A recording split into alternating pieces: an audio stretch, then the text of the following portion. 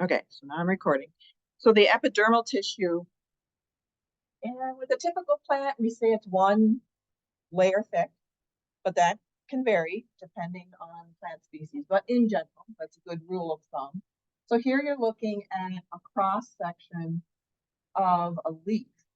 So they've taken a leaf and cut it in cross section, 90 degrees to the leaf blade. And you can see that we have that red layer on top and on bottom, on the top and bottom of the leaf. That's the cuticle. That's very waxy, like a waxy substance that the plant produces and excretes to cover its body. So if you think about it, if you were a plant and you can't easily get up and go to the sink for water, having a way to make sure to protect what water you have is a pretty good idea. And so covering yourself with wax is a good strategy so that you don't just evaporate off a bunch of water out of your body. And so plants have much better control than we do on water loss to their body. And they will allow water to exit their body, but in a very controlled way. And then the cuticle is there to make sure that the water loss is kept to a minimum. It's on the epidermis. It's on top of. So no, so it's a chemical, a waxy chemical that they'll make and excrete out. And so it covers the epidermis. And then you can see here that there is an upper epidermis on this leaf, and it's one layer thick. And then there's a lower epidermis as well. And so the epidermis, of course, we have we have epidermal cells as well that cover the outside of our body. Very important that those stay intact and healthy, so that you don't allow any potential microbes, for example, that might be wanting to cause problems. And so it's the same with the plant. They're trying to minimize any access as well. So a healthy epidermis is important. Here you see an artist's rendition of it. And again, you can see that upper epidermis and the lower epidermis. And the cuticle's in yellow here. So the cuticle, that's just a waxy substance. They call it the cuticle. So another thing that's showing quite nicely here in this drawing is these structures on the lower epidermis here. There's 3 that were drawn. And you can see those greenish ones are called guard cells. And then the pore in between, this artist is labeling as the stoma. I just call it the pore. So generally, when we talk about, here, let me go here first and I'll come back to this. Those guard cells and then the pore that they surround, we botanists tend to call that whole thing, the guard cells plus the pore, the stoma if you're just talking about one, or stomata if you're talking about more than one. So I tend to say plural because we're often referring to a bunch of them. So stomata, that's weird. And so, let me erase that. Why is that there? I don't know.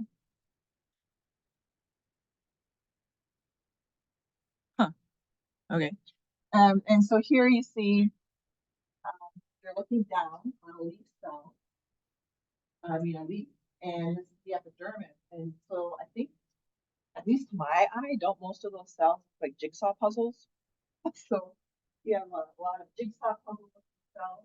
Those are just epidermal cells. And then the kidney-shaped darker cells, those are the guard cells.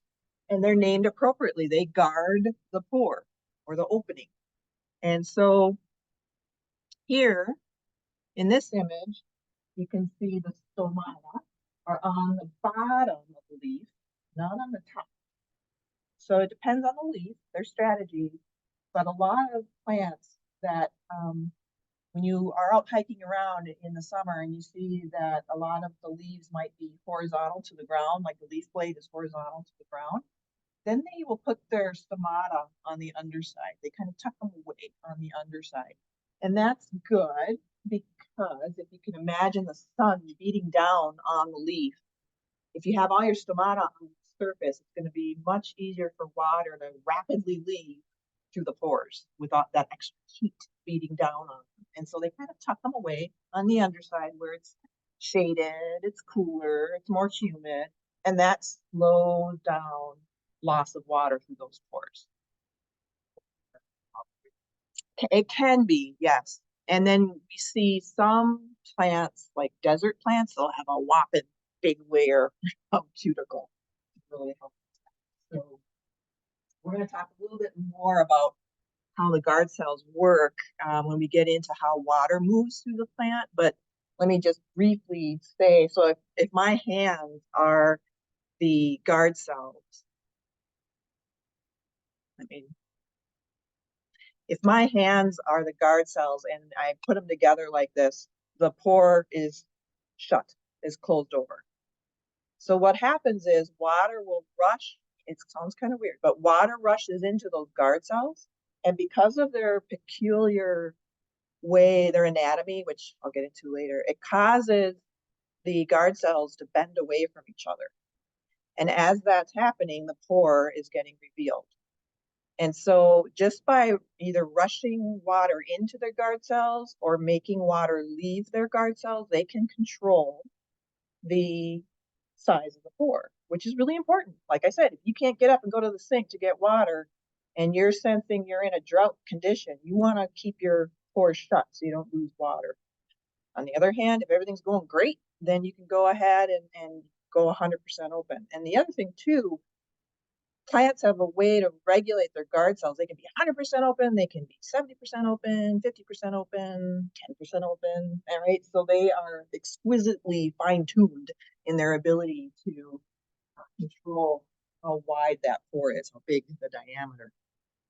So the guard cells are surrounding that part of the pore, they're guarding, which I think is a nice term because they really do have to be very, very careful with their water movement out of their body.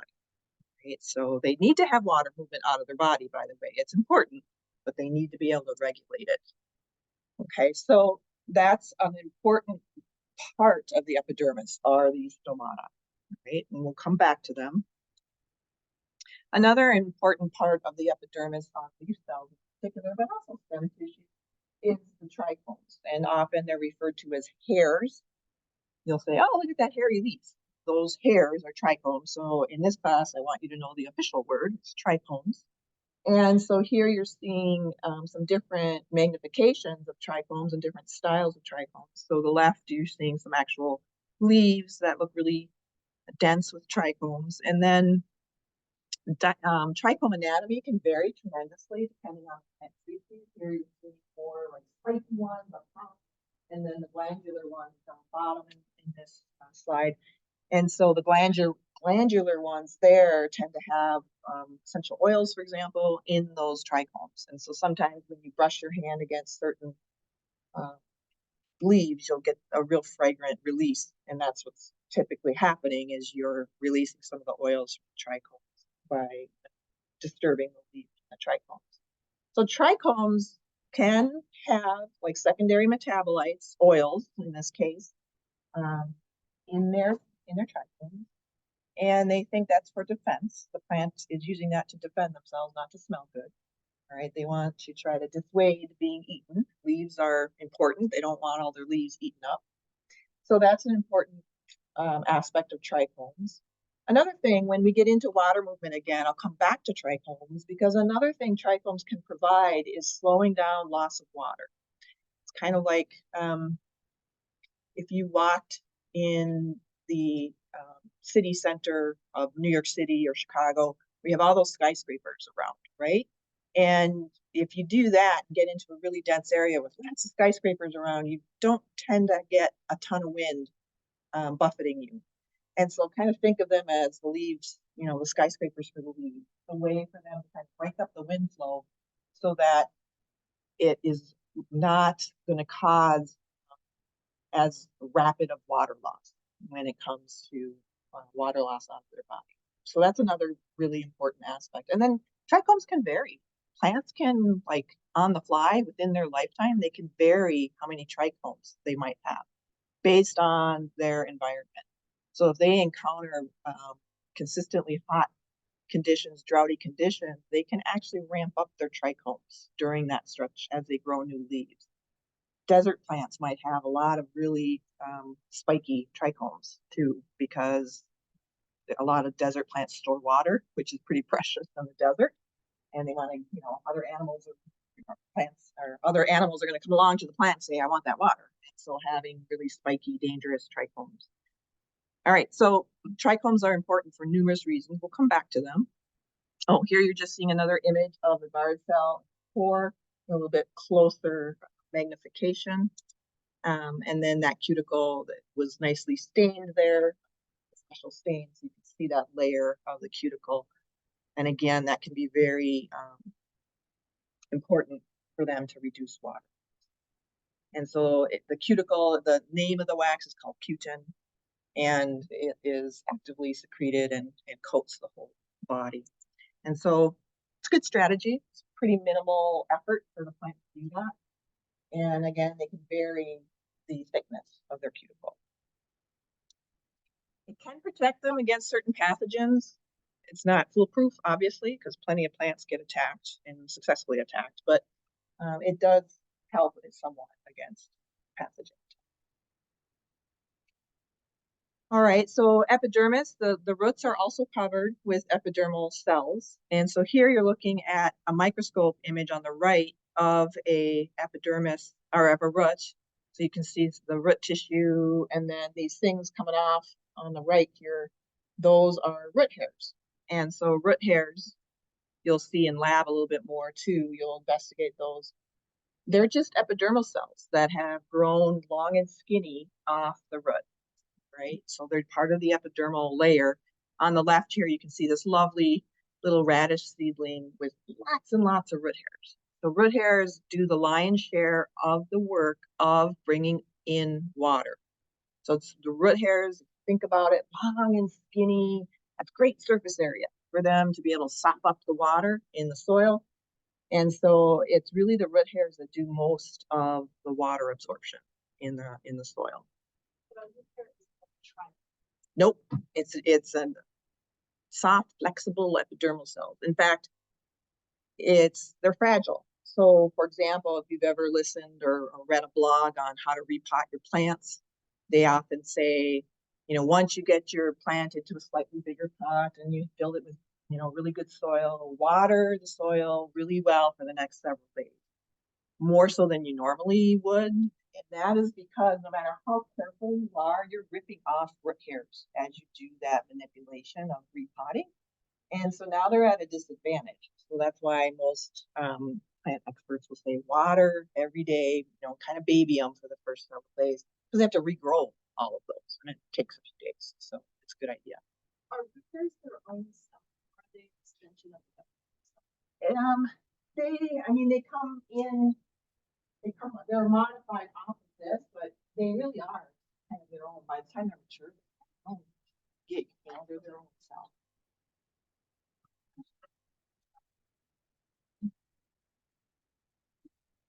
Yes, they're part of the epidermal cells, that layer. Yes.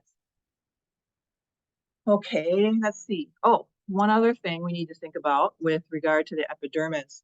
There's this, so think about trees. Once they get to be bigger, they're not just tiny little seedlings anymore. They start out with an epidermis layer. Every plant has an epidermis layer, but then over time, when you start thinking about trees, as they get bigger and more mature, they develop a thicker, more protective layer called the perioderm.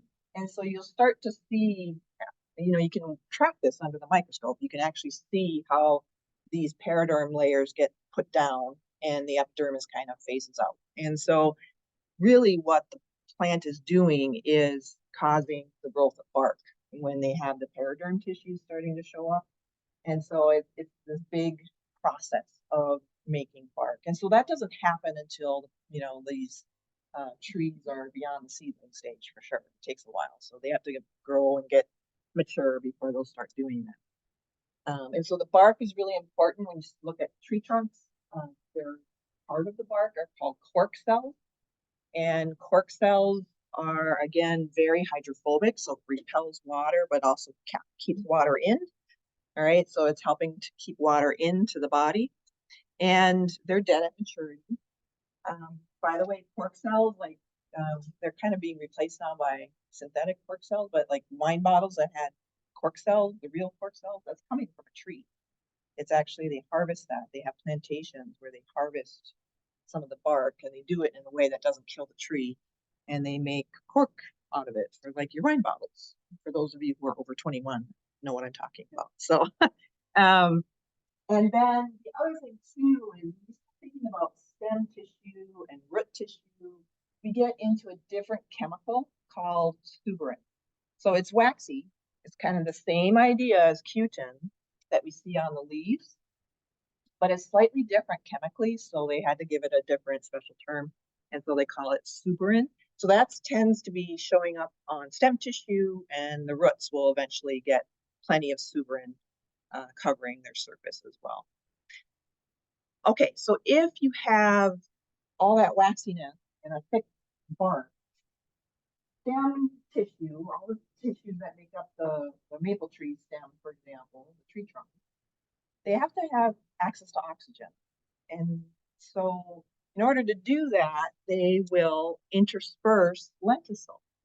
Okay, so this is kind of like the stomata for like the stem tissue. Okay, and so what you're seeing here is a tree trunk on the right, where you have, I think you can see, if you look carefully, the lenticels are showing up kind of as white little patches interspersed along the tree trunk.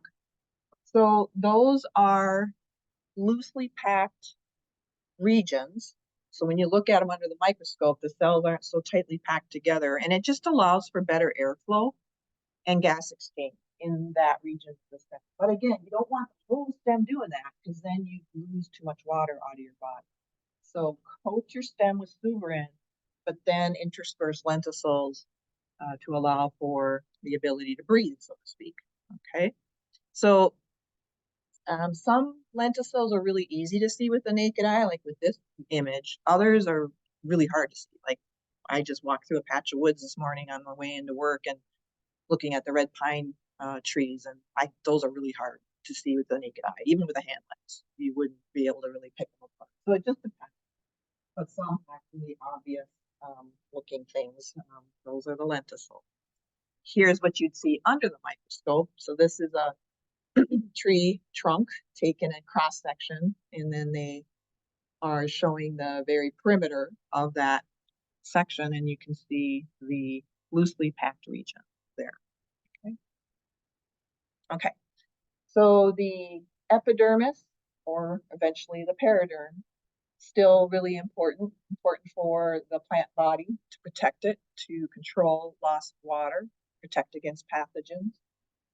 Right, so you know, just similar to our body, we want our epidermis and dermal tissue to be very healthy and well protected, and not have a bunch of scratches and nicks and cuts, because that allows opportunistic pathogens to gain entry. Okay, that's it on that slide set with plant cells and tissues. We've covered a lot. I know it's a lot of jargon, and so that's why I'm encouraging you to, as soon as you can after today's lecture, start going through again. You know, just in this short little few minutes here, we've covered quite a bit of jargon. And so you gotta stay on top of it. Otherwise it gets overwhelming really quickly. Okay, so it's just like learning a foreign language. If any of you took foreign languages before, you know what I mean. It's a lot. Yes.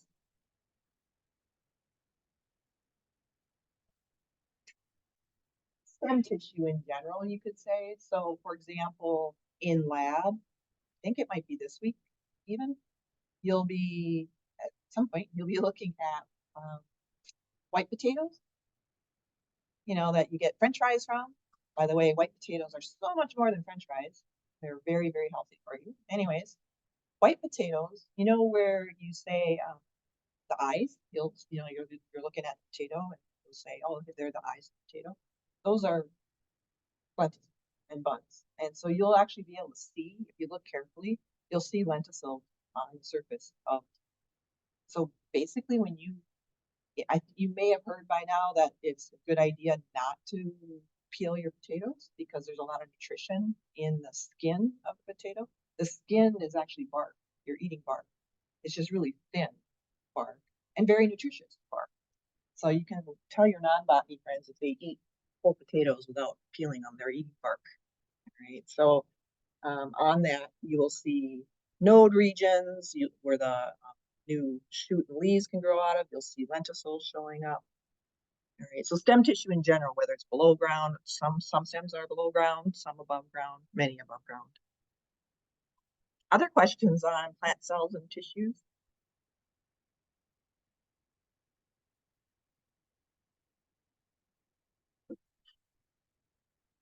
Okay, well, let's get into the next slide set. I believe it's posted, right? Plant growth? Good. All right.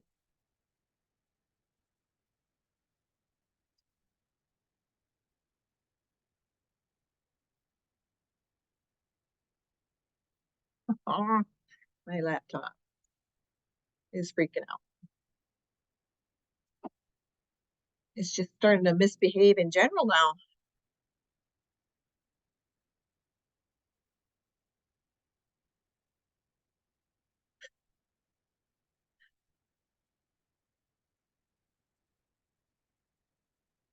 Okay, let's see if we can do it now. Okay.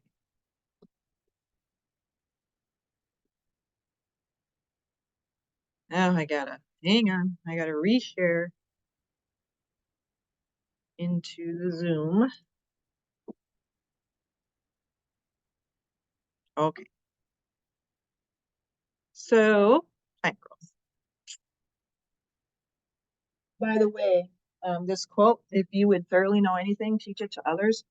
Oh, is that true? I found that out very quickly when I was a grad student, brand new first semester graduate student, and I was assigned to teach intro biology labs. And one of the first topics was mitosis. And I had a vague recollection of what mitosis was, but that wasn't really what I was, focusing on through my undergrad training. But here and now, all of a sudden, I had to teach it, so I had to know it really well. And so, boy, teaching stuff really helps. First, I taught it to friends before I walked in, and actually taught it to students that were in my class that semester. But trying to explain these concepts to other people as you're learning is a great way to learn this material. The other thing that it does is it lets you know very quickly what you know and what you don't know. And that's another thing too with studying. Being familiar with something doesn't mean you know it. And that's there's a phrase, illusions of mastery, which I love. Illusions of mastery. I used to do that to myself all the time. Oh, I know this. And then I go and take the exam. It's like, ooh, I don't know this. And so if I had learned, before I took organic chemistry, I should have learned that if I had just tried to teach it to somebody, I would have found out ahead of the exam what I didn't know. And I could have brushed up. And I didn't do that.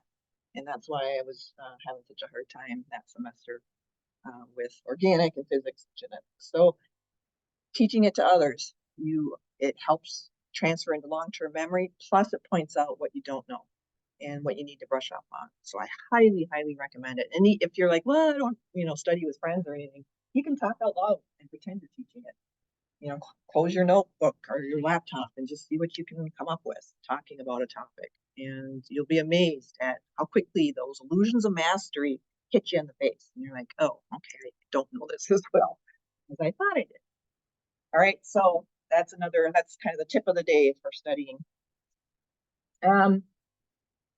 Believe it or not, plants have hormones. And a lot of people that don't study plants at all have no inkling about that. But if you think about it, kind of makes sense, right? We're a multicellular, incredibly complex organism. We have hormones. You have to have a way for communication across that body. And then think about like giant sequoias, giant redwoods, things that are massive compared to us. They have a lot of body and they have to be able to communicate to very distant parts. And so having hormones actually does make sense. I give a ton of credit to the plant physiologists who study hormones. What a challenge. And especially early on when the technology wasn't there, hormones, of course, are produced in tiny amounts. And so they're searching for something that's in very, very low concentration. Plant hormones tend to be a little messier, at least from my memory of when I took animal phys. It seems like human and animal hormones are a little bit more straightforward in some regards. Plants, on the other hand, their hormones, like one hormone, can be produced in various different parts of the body, not in just one gland. And so, again, the plant physiologist had to figure that out. That's a lot of very careful research over years and years that they've done to try to tease all this apart and get accurate data. So now they know that one hormone, the exact same hormone, can actually be made in various parts of the plant body. It's just not in one little gland or region of tissue. They can act right where they're being synthesized, and then they, of course, can get sent through the plant body and act at a distance. Whereas in animal phys, I learned that it's really more just distance that they impact, not really the local. And then what's also confusing is that the exact same hormone can actually influence many different processes in the plant. And it seems like, at least with my memory of animal hormones, it's a little bit more straightforward and simple compared to what plants do. And so when you look at the fine level of how is this hormone actually doing something, what tends to happen is that they dock into receptor proteins of some part of the plant cell somewhere. And so once that hormone chemical docks into its appropriate receptor protein, that docking in, that binding to the receptor protein, then what it does, it typically sends off a signal into the cell. We call it a signal cascade, where that will kind of trigger that cascade into the cell and alter gene expression. And hopefully that altering of gene expression helps the plant deal with whatever it's being faced with at that time. So this work actually started way back with Charles Darwin of natural selection fame. Right? And so that top row there is looking at some of the work he and his son Francis. And so his Charles and Francis, they were avid botanists on the side, and they had in their home lots of different plants that they do research on. They publish books on plants, and so a lot of people kind of ignore that part of his life, but he and his son Francis were very important in a lot of the early botany research, including hormones. So it all started with the question. They had a lot of plants in their home, and they were wondering, why do our plants bend toward the window when we have them in windowsill? Why do they bend toward the window? And they do it consistently. Even if you turn the plant, eventually they'll turn back to the window. It's like, what's causing that? And that's what kicked it all off. And so they started searching for this bending idea. So what they did was several experiments where they artificially, put light just from one direction onto these coleoptils, or just baby like grass seeds, seedlings. And you can see that when they do that, the coleoptil starts to bend toward the light. But if they decapitated, if they decapitated or cut off the very tip of the coleoptil and did the same experiment, it wouldn't bend toward the light. So they went, oh, well, there's something in the tip then that's somehow causing this bending. Well, then they said, well, maybe our surgery affected it, so let's just cover it with a light-proof cap and see what happens. And so they did that. A little light-proof cap. And they shone the light again from one direction, and it didn't bend. So like, okay, so we need the tip, and we need light to shine on the tip in order for the bending to occur. What happens if we bury? Let's just bury almost all of the coleoptil except for the tip. Is it going to bend when we shine light on it? Yes, it does. And so they started over a simple experiment. Nothing, no huge technology needed. Of course, this was back in the 1800s, so technology wasn't there.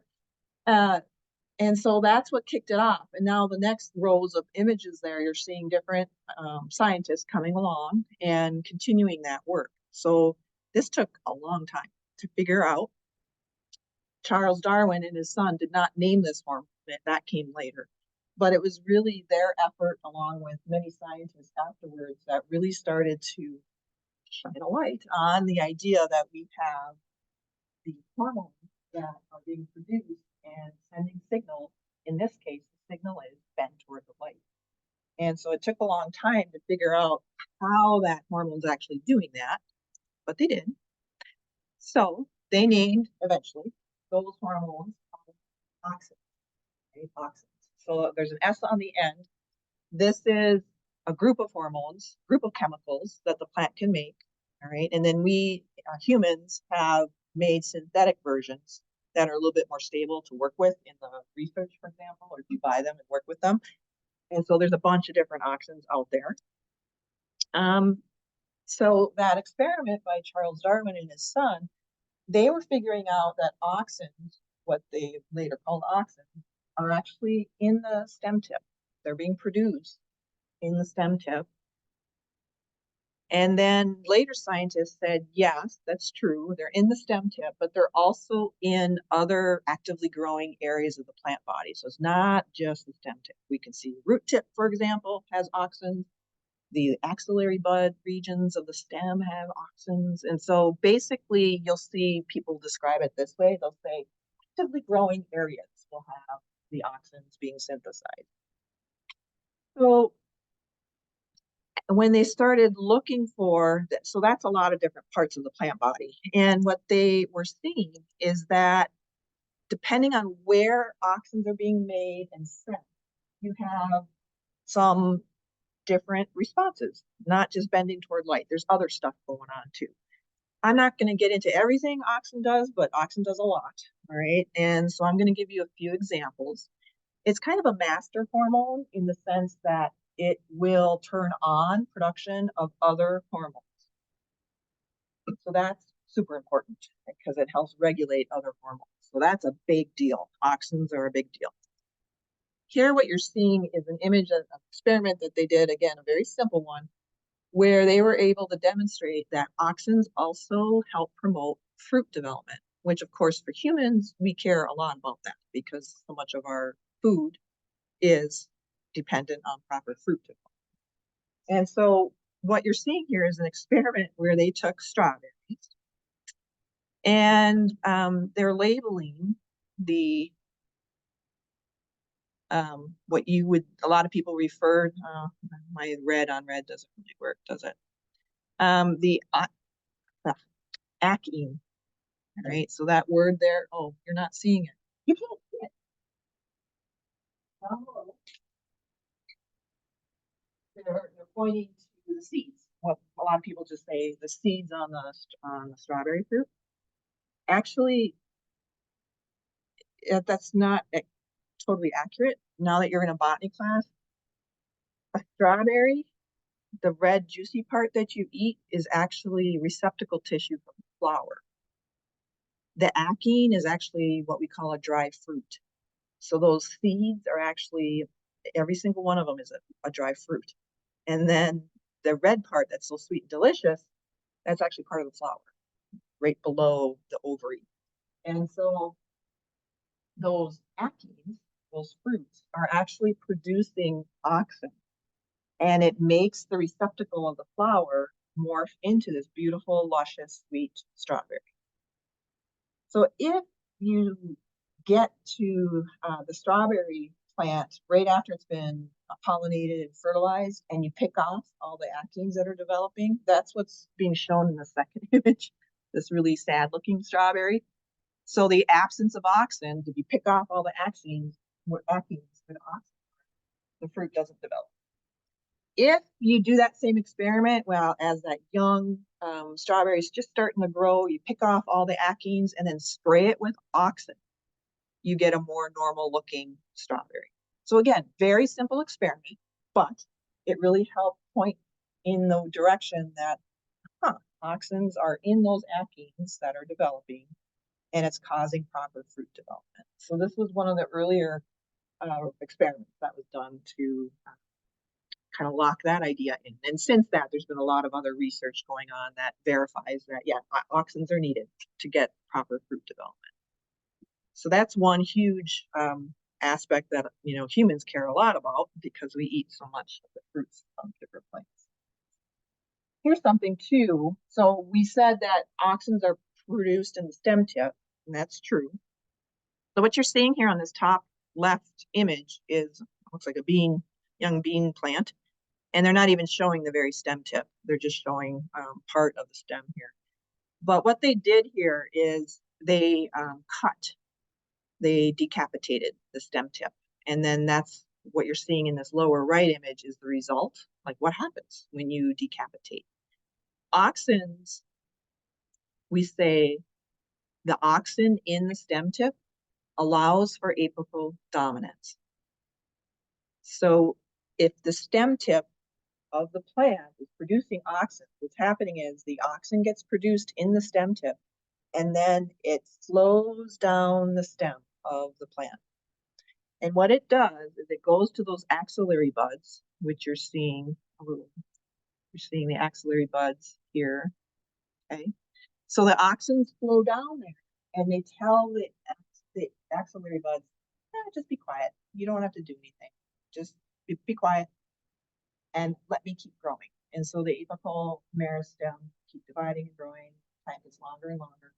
Well, if you cut off the apical meristem, auxin's not flowing down anymore, down the stem. The axillary buds don't get that anymore.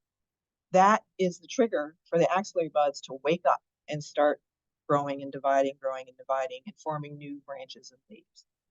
And so that's what you're seeing here. If you can make sense of it, you can see there's new shoots and leaves coming off the axillary bud. After they, you can see the stubby little apical meristem, they've cut off the apical meristem, it's just the stub right there. So apical dominance pretty much allows for the plant to keep growing taller. Now, cutting off the apical meristem and getting rid of the auxin releases the apical dominance, the axillary buds start to grow. And so you can do that at home. If you are not liking the look of your plant, it's getting too tall for your taste, you can do that. And you can amputate essentially the apical meristem and get a more bushier, filled out plant. And so my plants at home with the house I live in, whoever built it, most builders, they don't think about plants when they build their house. So I don't have really great natural sunlight coming into the house. And so my plants tend to get too leggy because they're always like, where's the light? So they keep growing and growing. So I often have to resort to this kind of thing to keep them not so big. So that is another really important concept when you're growing plants too for food production. Sometimes they want to do this. Sometimes they want to create a bushier plant because it will yield more fruit, for example. Okay. Yes. Yes. Yeah. And so you can get once the apical dominance is released, then those axillary buds really kick into high gear. And so you're seeing here the drawing of auxin. Oh, by the way, IAA, that's auxin. It's one that we work with a lot in the research. So indole, oh, come on now. Indole, I stands for indole. And then A is acetic. And this last A is acid. Whoops, acid. Indole acetic acid. And that is IAA, which is an auxin. And so we work with that a lot. It's fairly stable. Plants can make it as well. Another thing that auxins can do is promote what we call adventitious roots. So anytime you take a stem cutting, for example, which you'll be doing in lab in the near future here, then what you want to have happen once you take a stem cutting, and you want to get it to form adventitious roots. adventitious roots are just roots that are part of the normal root that comes out of the seed, the radicle. And so plants are amazing. So when you go and take a stem cutting, which is that like that black and white picture, they took a stem cutting and then they put it into a special tissue culture growth medium. And so basically that stem tissue, right where it got cut, those cells have to go, okay, we've been wounded here, and they have to figure out, we don't have any roots anymore. And so those cells right there have to change dramatically their gene expression and stop being the stem tissue and become root tissue and form these adventitious roots. That is a huge undertaking.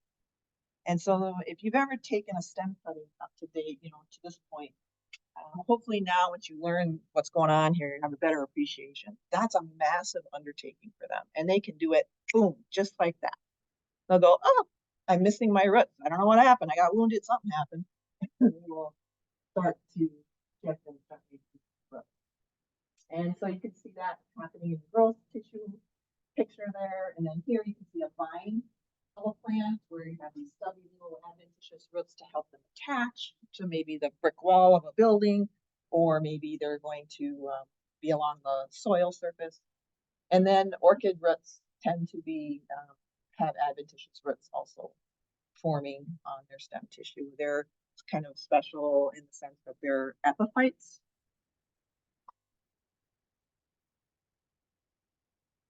Orchid plants, most orchids. Boy, my thing doesn't wanna write. Orchids are epiphytes. E-P-I-P-H-Y-T. Epiphytes. Epi means on top, like epidermis. Phyte. Anytime you see P-H-Y-T, E in a word in science, that means plant or plant-like. So upon plants, epiphytes are plants that are on other plants. And most orchids are that way in the tropics. Our orchids here are not. The ones that we have around here, like the lady slipper orchids, they're soil-based. They grow right into the soil. But if you are lucky enough to get to the tropics and experience tropical plants, you have to look up for most of the orchids. They're up in the branches of other trees. They're not harming the other plants. They're just hanging out. All right, so adventitious roots, super, super important. It's something that we can encourage. And now that we know about this, there's a lot of different recipes where you can work with plants in tissue culture, where you create like an agar gel-like medium, with the right hormone concentrations and minerals, anything you need. And you can take a clump of plant cells and plop it onto this tissue culture medium, and with the right recipe, get it to morph into root production, stem production, leaf production. And this is like, $1 billion industry when you think about all the plants that are produced commercially. A lot of them are done through tissue culture. They're initially grown that way. It's pretty efficient. You can pack a lot of little plants in one little space. And it's essentially a cloning technique. So once you find like the plant that you want to work with, you can clone it over and over. There's a lot of advantages to this. So understanding how plants and how auxins, stimulate these adventitious roots is really, really important. And then auxins we add into tissue culture all the time because it just stimulates grow, grow, grow, makes cell division happen. Did I see a hand somewhere? Yes. With bananas? Tissue culture with banana plants are done. And, most of the bananas, at least, I don't know, I'm assuming it's pretty much worldwide, but they're seedless, right? And so when you grow banana plantations, you have to essentially clone them. But then you can also do tissue culture techniques with bananas. We have a banana tree in the greenhouse. It's not banana. It's hard to do bananas in our greenhouse with our winter, even though it's a greenhouse. But I was given that Colin gave that to me, a former student, and I can't pronounce it now. What's the name of it? It's the version that's not even in existence anymore because it got wiped out due to a virus. But you can still buy some of the plants. It's just not commercially grown anymore. But anyway, so I have a very rare banana in the greenhouse. So anyways, so phototropism, gravitropism. So auxins are responsible for that too. So when Charles Darwin saw that bending of the shoot to the light coming through their window, that is also the fancy word for that is phototropism. Okay, photolight tropism is to grow or move toward gravitropism, gravity. So now that's a little complicated because the plant has to kind of split its focus. The roots have to say, yes, I want to grow toward gravity. That helps me get into the soil better. On the other hand, the shoots are like, no, I want to stay away from gravity, and tries to fight it, right? And so you have gravitropism has an interesting impact on the plant. Parts of it really like to grow toward it, others do not. And so auxins are important in that whole process as well. By the way, they've tried to mutate plants to not, to be deficient in auxins and see what happens. And those plants like die almost immediately. So auxins are so important for plants. They can't even make a mutant plant that can exist in the absence of auxins. I think we'll stop there because the next slide is on another group of hormones. So we'll stop there. We're out of time anyways, and we'll get into more hormones on Wednesday.